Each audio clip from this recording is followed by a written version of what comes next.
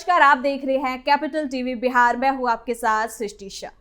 बिहार की राजनीति में कुछ ऐसे नाम होते हैं जो सिर्फ सत्ता और चुनाव तक सीमित नहीं रहते, बल्कि अपने पीछे एक पूरी कहानी, एक विरासत और एक लंबे संघर्ष को छोड़कर जाते हैं।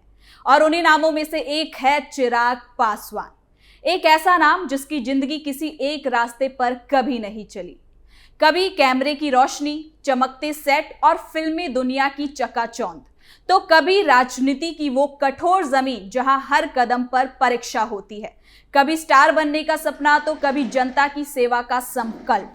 और इन सबके बीच एक बड़ा संघर्ष, पिता रामविलास पासवान जैसी मजबूत राजनीतिक छाया से बाहर निकलकर खुद को साबित करने की चुनौती। चिराग पासवान का सफर किसी फिल्मी स्क्रिप्ट से कम नहीं लगता। एक युवा जिसके पास नाम था, पहचान थी, लेकिन उसे खुद को साबित करने की भूख उससे कहीं ज्यादा थी। उन्होंने विरासत को बोझ नहीं समझा, बल्कि जिम्मेदारी की तरह उठाया।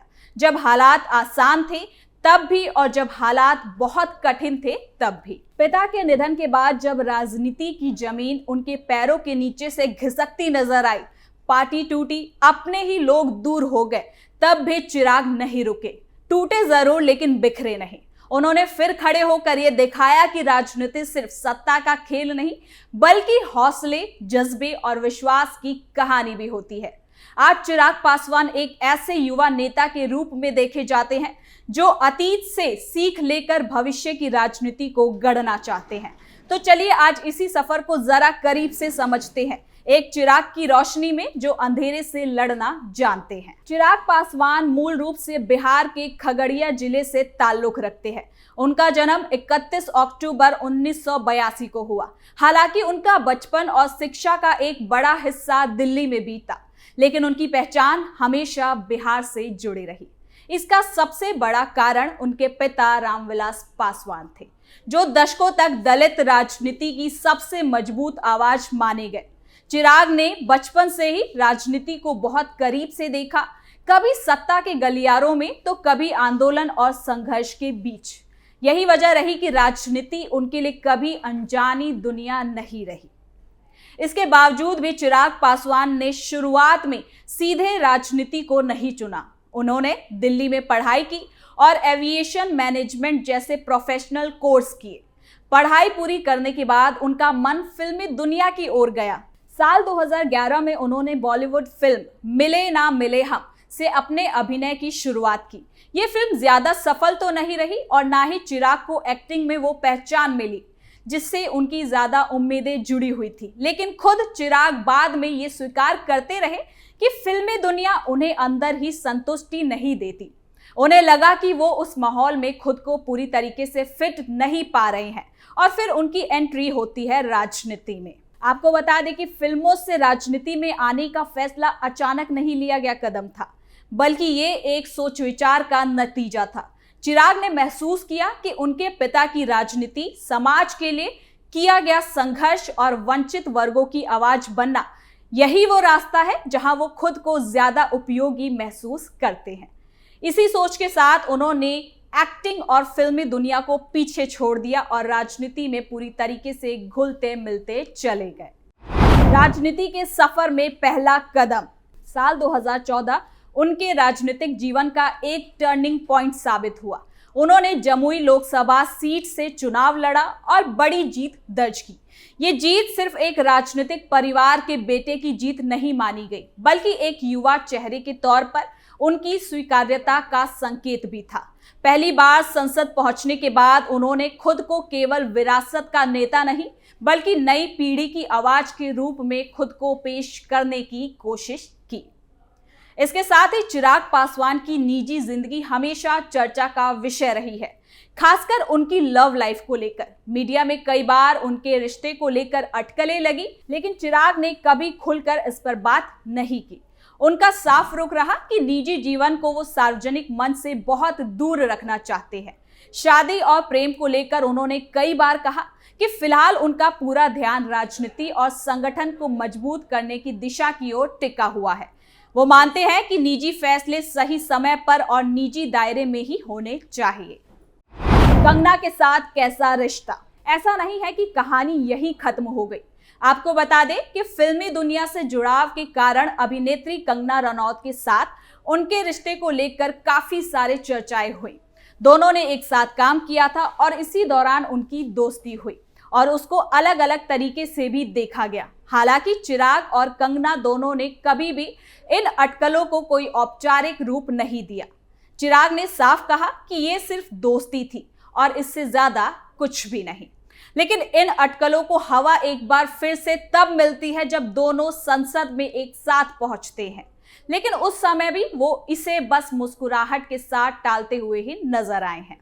यानी कि राजनीति में आने के बाद उन्होंने इस तरफ की चर्चाओं को एक बार फिर से खुद से दूर किया और इसे केवल अटकलों का ही हवाला दिया।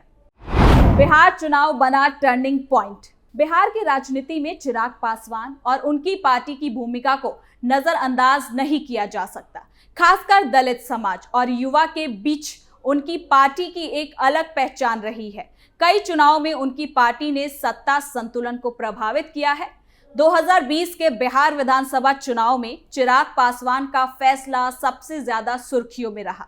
उन्होंने बिहार फर्स्ट का नारा दिया, खुद को एक वैकल्पिक नेता के तौर पर पेश किया। हालांकि चुनावी नतीजे उनके पक्ष में नहीं रहे, लेकिन इस कदम ने यह साफ कर दिया कि वो समझौते की राजनीति से हटकर अपनी अलग लाइन खींचने का साहस रखते हैं और यही हौसला 2025 के चुनाव में कमाल कर गया।